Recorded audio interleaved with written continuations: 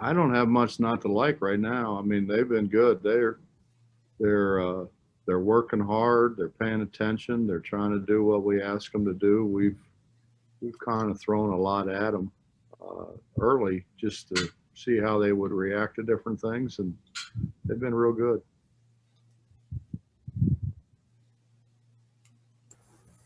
Next, we'll go to Kevin Kinder. Coach, last year we talked about Derrick Calvert, the progress he made, and more accountable things. What are the major progress steps you've seen from him this year? And did you all give him specific assignments at the end of last season, to work on that hopefully would come back better at this year? Yeah, we did. I think Derrick has worked at his free throw shooting. I think that was a big thing. People fouled him as much as they could down the stretch, but he's worked at that. I mean, he's our best rebounder. I mean, he rebounds everything in his area and a lot of things outside his area. When you're talking about out of area rebounding, I'm assuming, is that like 1 step away, 2 steps away? What's the range on that? What's your idea of that? As far as he has to go to get it. I mean, and he does. I mean, he'll go from one side of the floor to the other. He pursues the ball better than anybody we have. Next, we'll go to Skyler. Hey, Coach. Last year, really, Emmett was pretty much the only guy that you had at the wing position. That was a true wing. Now you've got obviously Jalen Bridges and Taj Thawit. Do you feel like you have more flexibility there than you did last year, which I'm pretty sure is a pretty easy answer? Well, I think that's probably the area that we have the most guys at. Taz has really been a wing for the majority of his career. Sean's been an off-the-ball guy. I mean, I guess that's a wing. And the guys that you mentioned. So we've got a lot of competition, I think, going on for the 2 wing spots.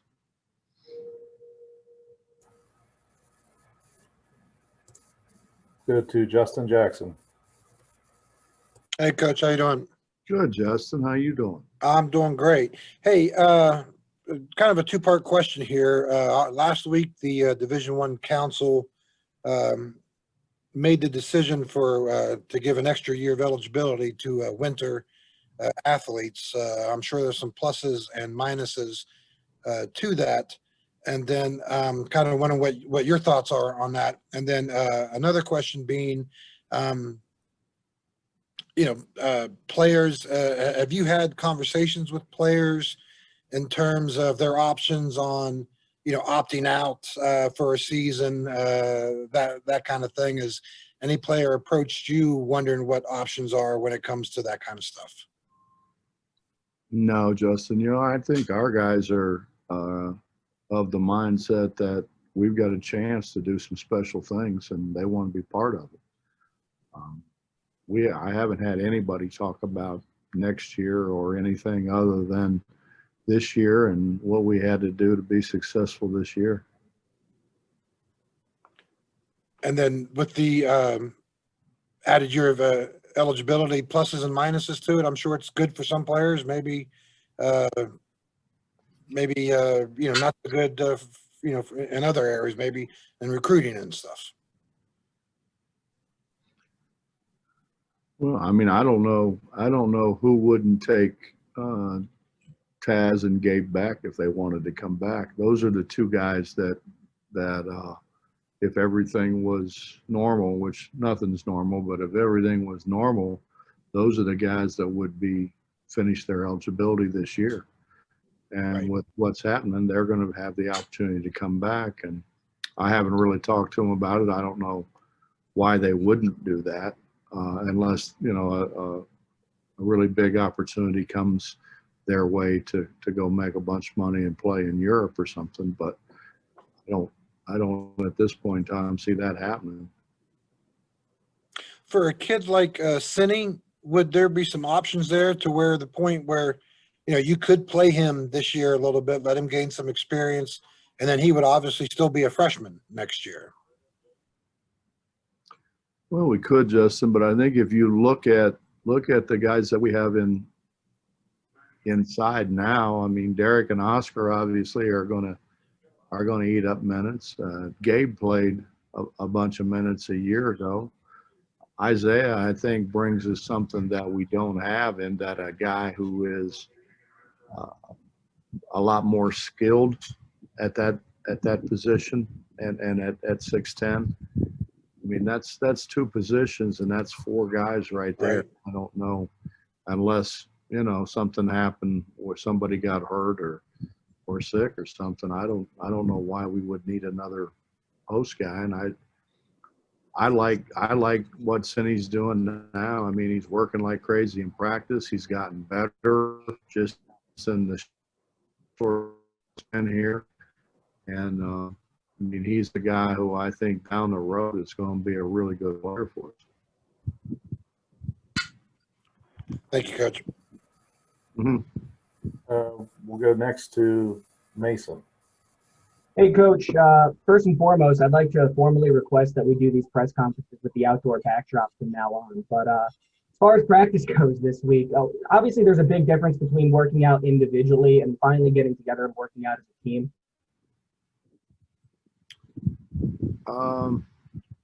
Well, first of all, I appreciate you liking the outdoors. I kind of like the outdoors, and I know you guys get a little claustrophobic in those little dinky offices that they stick you in. So I'm doing my best to help. You know, I do everything I can do to help. I'm trying. Now I forgot what you asked me. No worries. I was saying that there's a big difference between working out individually and practicing individually, and then finally getting together with that team atmosphere. What have you been emphasizing this week of practice to make sure your players are ready to go, considering it's going to be such a quick turnaround to the beginning of the season? Well, you know, we're blessed. We're blessed to have some guys that our guys work out together.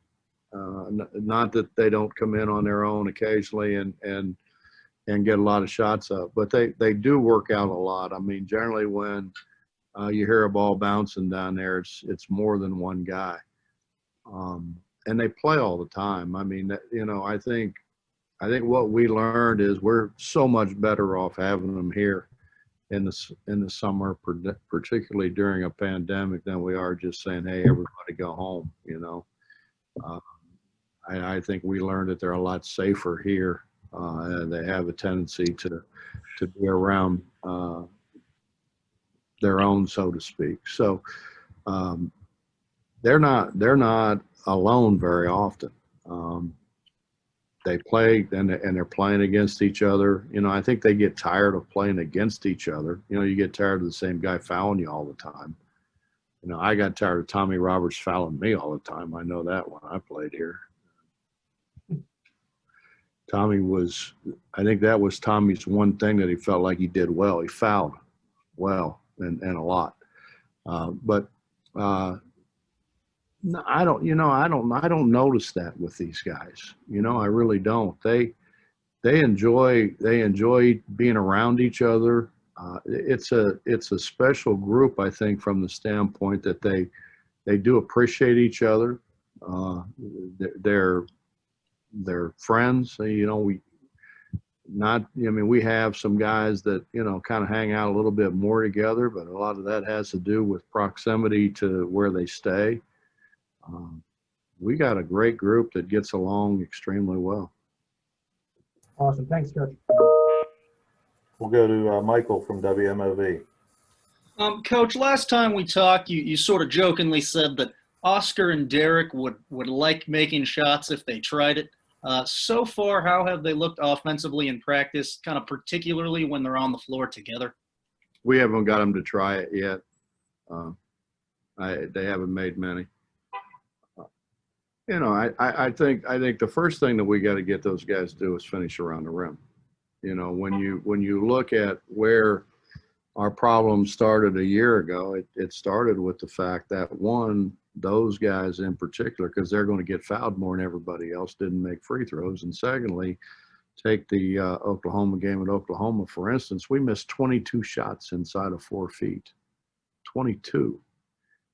I think it starts with those guys being able to do what they're going to do in the game, and they're not going to shoot threes. They're not going to shoot any more than a 12 to 15-foot jump shot. So, you know, they're working at their games. I think Derrick's probably spent more time than he's spent in any time in his career. Oscar comes in. Oscar's working on getting shots. I understand, you know, when you roll and replace, which I think everybody in the world now has something in their arsenal about roll and replace, one of them's probably going to get a pretty good shot, you know, 15, 17 foot or so for one of those guys. And again, I think that's what makes Isaiah so enticing, is the fact that he's a 6'10" guy who can make 15, 17 foot shots consistently. We'll go to Ethan. Hey, Coach, I hope you're doing well. I just have a quick question. There was a game on the original schedule against Purdue in Brooklyn on the 13th of December. What is the status on that game now? Do you have any idea? Yeah, that game's been it was initially going to be in Madison Square Garden, and then they couldn't do it in the Garden, so then they were going to do it in Barclays, and then they couldn't do it in Barclays, so they were going to do it in Mohegan Sun, and then with what happened, I think, with the Big Ten schedule, Purdue couldn't do it at all, so it's off the books. But it's been a lot. They tried like crazy because they wanted to play the game, and obviously we tried like crazy because we wanted to play the game, but it just didn't work. Okay, next we'll go to Carly. Coach, saw that you added a new grad assistant with Juwan Staten. How did that come about, and what does he bring to the coaching staff? Well, one, he's been playing. You know, he's been playing across the pond, so to speak, and decided that he wanted to come back and, one, most importantly, finish his master's degree, and two, you know, get his feet wet in the coaching profession. And we're excited about having him. He was obviously a great player here, and I think playing in Europe and learning more over there and being able to impart that. I mean, our guys really, they think the world of him. You know, he's got a great personality. He's very easily approachable, and he's been great for us. So I think, you know, it happens to all of us. You know, at some point in time, we just say, hey, enough. You know, it gets to where your knees and your ankles and your hips and everything just say, hey, man, can't we do something else for a living? Greg Hunter, you're up. Bob, what kind of detriment is it not to be able to have an exhibition or the super secret scrimmage or those things? You just hit the season, and your first game's your first game. Well, I think that's what happens when people make decisions that don't know anything about what we do. I think it's awful. I mean, I think it's a tremendous detriment to our guys, you know, and for all of the propaganda that we get about, you know, all for the betterment of the student athlete. Certainly not playing an exhibition game is not in the betterment of the student athlete. Those guys, those opportunities to where they can get out and play and learn and you know, not be scrutinized by whomever, by fans or media or whatever. I think it's tremendous. And I think it's an opportunity for guys who, I mean, we're going to go play Texas A&M in our first game. I mean, there's going to be guys not going to get in the game. I mean, let's be honest about it. And then after that, we're going to play Memphis or Ohio State. There's going to be guys not getting in the game. And then we're going to play Creighton or Dayton or somebody like that. And I mean, it very well could be guys aren't going to get in the game. So you're going to play 3 games and guys aren't going to get in the game. Where if you had a scrimmage, if you had an exhibition, you can play those guys. You can play them. They can feel more a part of the team. You can evaluate them a heck of a lot better. They can evaluate themselves a heck of a lot better. I just think it's and I might as well say it again. I mean, it's a decision made by people who don't know what the heck we do. Okay, next we'll go to Cody Nesper. Hey, Coach. I wanted to ask about in-state recruiting. Obviously, you have a few West Virginia guys this year, but just with the way recruiting is done now, do you think in-state recruiting is still as important as it was once upon a time? Sure, I do. Yeah, I mean, we've got underclassmen in our state that are going to be recruitable, I think. I mean, you know, it's everybody wants you to offer eighth graders now. You know, I mean, it's gotten a little out of control. But yeah, I mean, we're going to have guys come up in this state that I would think would be excited, blue and gold and playing in the company. And there's going to be guys that are good enough. I mean, obviously, the guys that we have on the team right now, the in-state guys we have on the team, are very capable. And we just lost a couple. I mean, we just lost Chase and Logan, who contributed a whole lot to 4 years, in Logan's case, 5 years of really good basketball. I mean, go back to the Kansas State game. We're struggling to make a shot. We put Chase in. Chase makes 2 threes, puts the game away for us. That's an in-state guy from Moundsville. I mean, I'm very much in favor of recruiting in-state guys, and I mean in-state guys that can play. I mean, obviously, we don't want some guys that you can't put in the game, but I think it's really important. I think those guys go a long way in teaching other people too what it means to play here. And how much it means to the people in this state. I think those guys go a long way in helping share that with, you know, it's one thing for us to try to tell them, it's another thing for their teammates to explain to them what it's about. Representing this state, representing the people in this state in the form and fashion they deserve to be represented. John Antoniuk, you're up. I got two. One is along those lines with the last question about in-state recruiting. From where you are, why is Fairmont Senior produced all these high-level kids, not just for you with JB? Neil's got 5 of them. There's some other ones down the line. What do you see there that's led to that, where they've got these high-level kids? Well, they've got athletes there. I think that's that right now, and it kind of goes, John. I mean, and you know this. It kind of goes in cycles. Yeah. It goes in cycles where, you know, maybe the better athletes are in southern West Virginia. Maybe some years they're in the Eastern Panhandle, and maybe some years they're right down the road. I like it better when they're right down the road, but you know, just from a getting back and forth standpoint, but. No, I mean they've had a heck of a run of athletes. You know, you're talking about I don't know 5 of them. I know maybe 3 of them maybe have a chance to play for a lot of money, you know, in the future. So when you start talking that, then you're talking about guys that play at a very high level. Yeah. Well, the second thing here, I know you haven't mentioned Deuce yet. Where is Deuce right now in terms of how he's playing? And is he a guy maybe that can get more pressure on the rim from the guard position? Are you looking from him? I think Deuce has improved. I think one tremendously. I think he's really studied being a point guard, you know, and being able to get other people involved. But at the same time, he's a guy, he's probably our best guy at creating his own shot when need. You know, and you know, I can tell you this, John, from some point of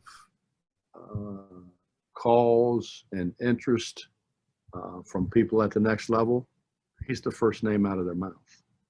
Which I know shocks some of you, but that's the first name out of their mouth. I mean, he has really I think, made a name for himself in basketball circles. We'll go to Chris Anderson. Coach, you mentioned the lack of a scrimmage being a big negative as a change from this pandemic, but with all the other changes, is there anything you, the program, or the NCAA has done differently that you'd like to see stick around after things get back to quote unquote normal? No, not really. I mean, I think the changes that have been made, I think some of them are very necessary. I think some of them are not that necessary. I just fully believe this, you know, for again, all the rhetoric we hear now, why not do that? Why don't we do what's in their best interest? I think if we do what's in their best interest, I think all of a sudden then fans are going to enjoy, they're going to come to love it. I think certain coaches enjoy doing what they're doing. Why can't we just, in their, you know, the problem is people. Justin, we'll go to you. I think Coach is back now. Okay, Coach. Yeah, that was a heck of a speech too that you missed, Justin. By the way, Is that right? I bet it was getting off to a good start there. To a blank screen. Hey, another question about Derrick. I think someone was asking earlier about what he was working on the court. I'm kind of wondering about, you know, in the past he's called himself a knucklehead for the way he's acted, and you know, my personal opinion is he's probably grown up a good bit in the time that he's been here in college. I'm just kind of wondering, what kind of growth have you seen in him in that area, and is that for you personally one of the better joys of coaching, is not only watching someone, you know, grow on the court as far as their game, but, you know, also off the court? I think Derrick's grown up quite a bit.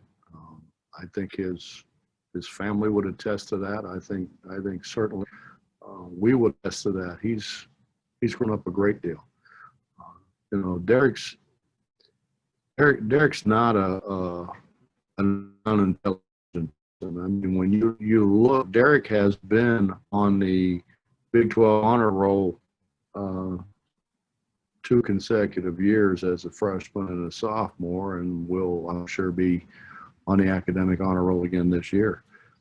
He's an intelligent guy, you know. He's just, I mean, like a lot of people, you know, you're influenced a lot sometimes by the people that are around you, and I think getting here was one of the great things that happened to Derrick.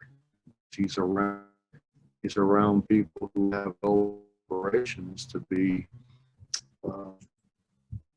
something special, and I think he's starting to realize the fact that he's a guy who can be special. He's an intelligent guy, and he's been blessed with an unbelievable body and great athleticism. Okay, we'll go back to Michael. How has the perimeter shooting looked so far in practice, and who are a couple guys that you expect to shoot the three at a high clip this year? Refreshing. It's looked refreshing. Sean's had days where he's been unbelievable, and Taz has had days where he has really shot the ball extremely well, but they're not the only ones. Deuce is shooting it really well. I think Jordan's out of that slump that he went through a year ago. He's shooting it really well. We've got a lot of guys. JV can shoot it on the perimeter. You know, I think what's happened to some of our guys is, you know, they were playing pretty well, and all of a sudden then they're out for 10 days, and then they come back and they're kind of out of sorts, and it takes them a while to get back in the groove. But we're very capable of making perimeter shots. I mean, we're going to put 3 guys on the floor that can make perimeter shots as well as anybody. Okay, we have time for three more. It'll be Greg, Justin, and then Skylar. Go ahead, Greg.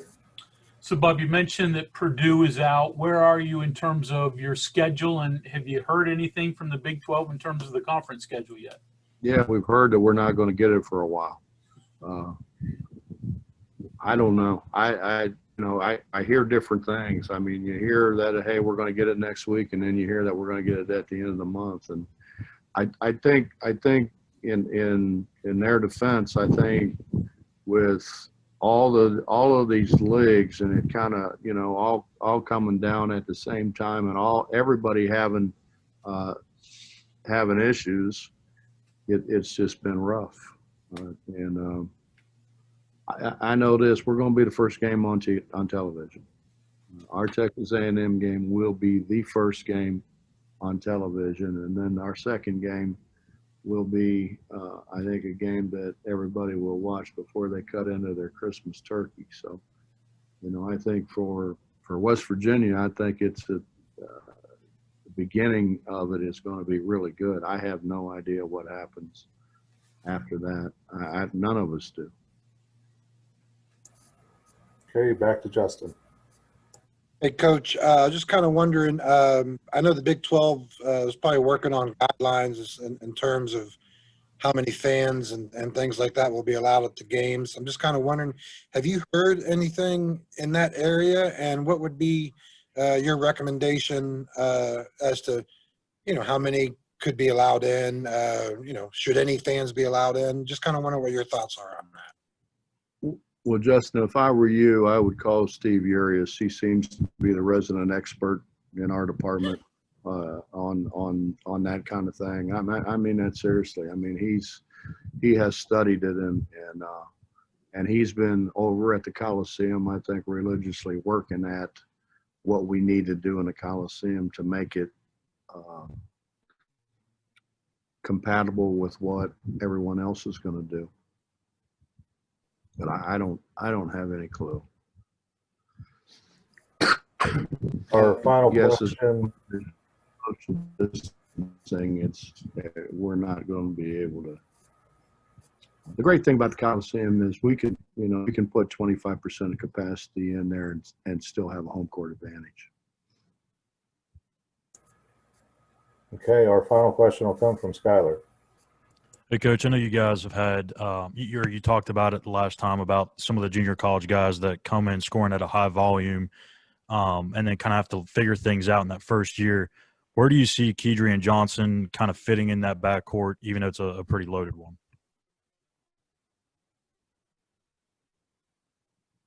But he's a talented guy. I think we're playing it right now, and I think with Deuce's versatility, we can play Deuce a lot of places. Then, it's what's the X factor in what goes on this year is what happens if somebody catches COVID-19. Now all of a sudden they're 10 days, or worse yet, if their roommate catches it and they're in there with their room, then they're quarantined 14 days.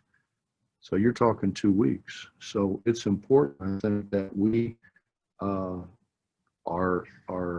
sensitive to the fact that we're going to have to play we're going to have a lot of different parts at wing positions, at point guard, in a post, because you don't know, when and how long this thing's going to go on.